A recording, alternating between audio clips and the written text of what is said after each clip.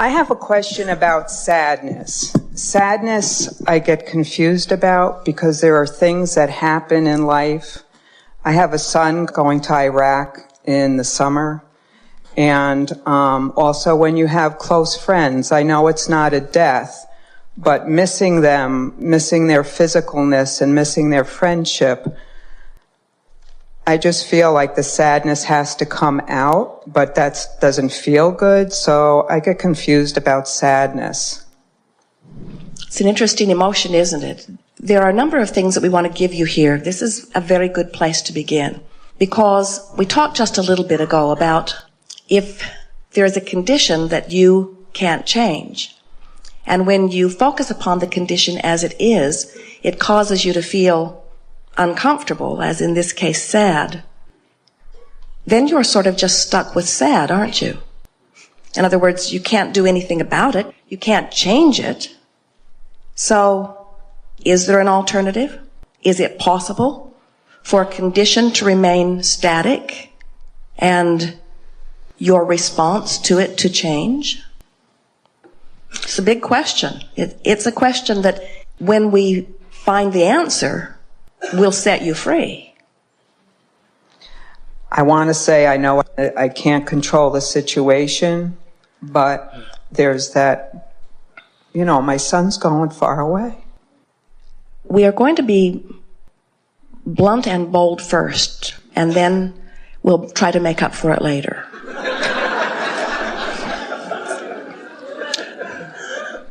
It requires stepping back and looking from a broader perspective. That's always what coming into alignment with source energy is, in fact.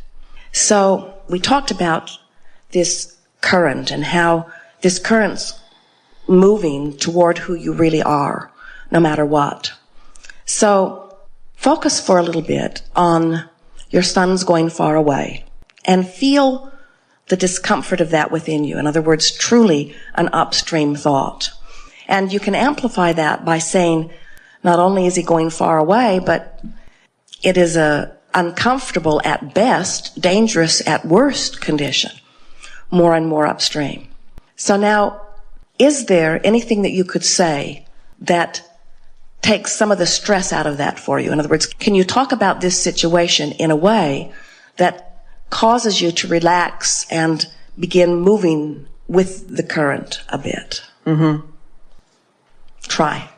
My belief system tells me that we all have our own paths to walk and our lessons to learn, and for some reason he needs to go there for the bigger plan that I could never grasp. So that helps me when I see people doing things. I just say that's part of their learning. Now, when you say that, initially, does it give you any sense of relief? Yes. So potentially, if you can get a little bit of relief from a statement like that, then if you could continue to reach for better feeling statements, potentially you could line up with this in a way that you could maintain your feeling of well-being regardless of the condition. Does that seem possible? Yeah, but there's always the danger part. I see him all right, and I put the light around him, and I pray to keep him safe, but the reality is just difficult. Well, it is difficult to say the least, but this is an opportunity for you to discover some resources that you don't often tap into. We've noticed that for most people, you can be pretty sloppy in your thinking and get by pretty darn well, because the well-being of who you are and the well-being of your environment and the well-being of all that is so pervasive. As you look around your planet at the well-being that exists in comparison with the pockets of not well-being, it's just an extraordinary ratio. This is the thing that we so much want you to hear. Oh, you're really going to like this. You think, or at least we will. You think that you feel bad because you can't control the experience of your son. But we want to project to you that the reason that you feel bad is because the source energy part of you sees him one way, and in your worry, you are contradicting that aspect of your own self. In other words, through life, you have given many rockets of desire relative to him. He's been in your vibrational escrow again and again and again and again on so many different subjects. So you have this vibrational relationship with him that the source energy part of you knows and has become. And when you think thoughts that contradict that, you don't feel so good. When you think a thought like, I am not worthy, that thought is a debilitating thought because it is so contrary to how your source feels about you. When you think a thought like, something bad is going to happen to my son, the reason that that feels so bad is not because something is going to happen to your son, it's because that thought contradicts the broader knowing, you see. Now we know, we can feel it even in this room. There are those who would say, but Abraham, she cannot control the life experience of someone else. In other words, she cannot control what actually happens. And we say, that may or may not be true. You have powerful influence. But the sadness that you're talking about is not because something's going to happen to your son. The sadness that you are experiencing is because you're contradicting your own thought on a subject. In other words, it's not different than taking a club and beating yourself about the head. It's painful in the same way. You cannot think thoughts in opposition to who you really are and what you really know without causing discomfort within you. And somehow that's just got to be helpful. Now we know there are parents who would say, but I worried about my son and he did die. But we want to say to you, there are billions of parents who have had billions of worrisome, sleepless nights over things that never happened. They just used it as one more excuse for one more moment to keep themselves from flowing with the energy that is truly the source energy that is you. In other words, we want to find a way to explain to you that negative emotion is always about the same thing. It's about you taking a subject and activating it within you in such a contrary way to who you really are and what you really know, that you're using that subject as your temporary excuse to just pinch yourself off from the life force that would be there otherwise. You got this rip-roaring stream going, life's going along very well. You've become the source energy part of you is all frisky and bushy-tailed over there, bright-eyed, just in love with life, so in love with life because of all that you've been living, just lapping it up. The energy's moving, the river's flowing, and then you find this debilitating thought and you focus upon it. Oh, what an incredible, uncomfortable experience, you see. And so then people say, well, you can't promise her that nothing will happen. And we say, we can promise you that if you will stay in vibrational alignment with who you are, you'll feel good. And we can promise you that your son will have his own life. And we can promise you that your son is tuned in, tapped in, turned on. We can promise you that it is not his intention for something negative to happen to him. We can promise you that while you do not have creative control over what happens to him, you do have creative control over how you feel in the moment.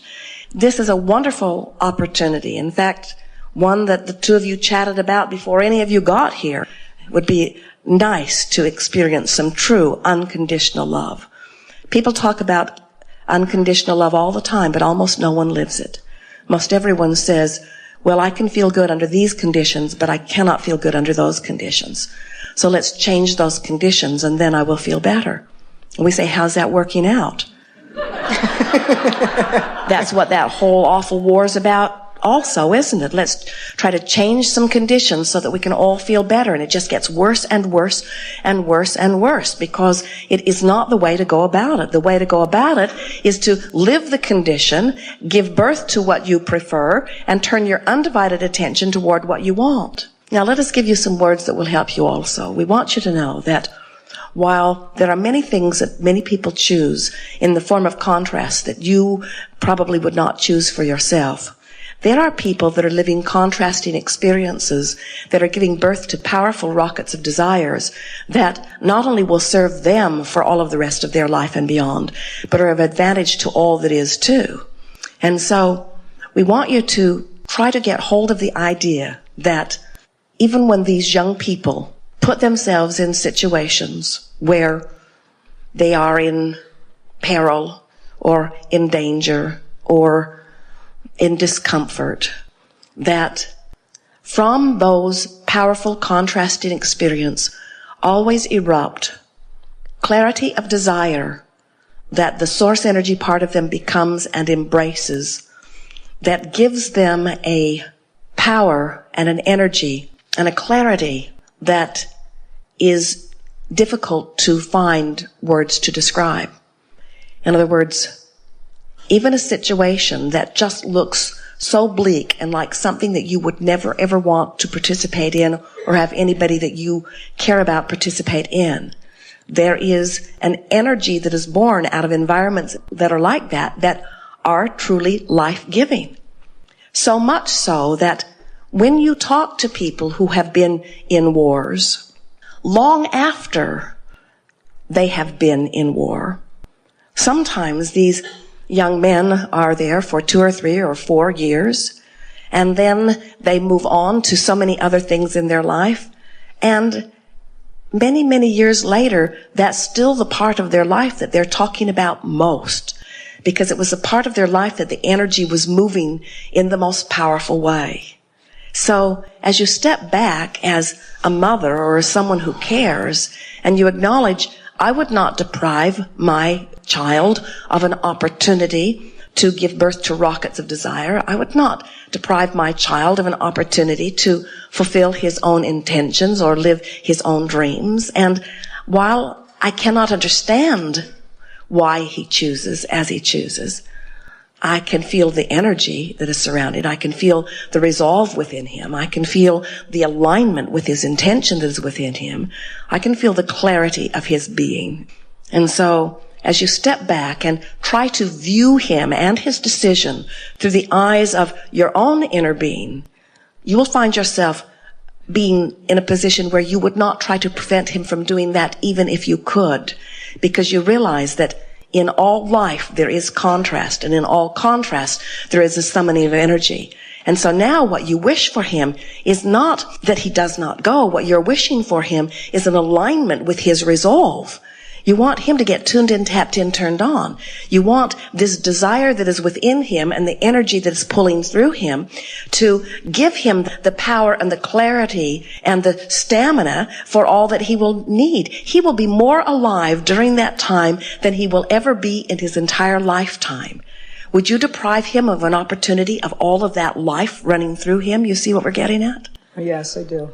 So then, now all you have to deal with is your sadness or your worry, and that is only a product of whether you choose an upstream thought or a downstream thought. You have control over the way you feel.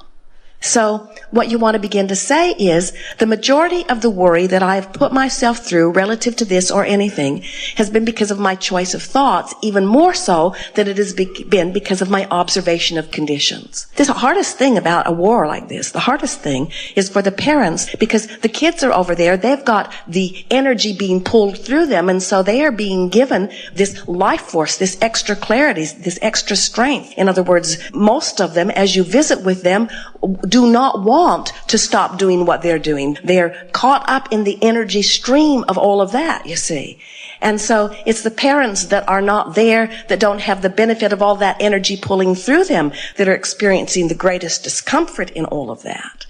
And when you finally realize that you don't get to choose for anyone what they do, they are creating their own experience, but that you do get to choose whether you line up with your own desires relative to something or not, and you begin to practice the direction of your own thought, you're going to discover that you can actually tap into the energy stream of your own source energy and actually feel the same elation that you might feel if you were there with all of that energy being called through you.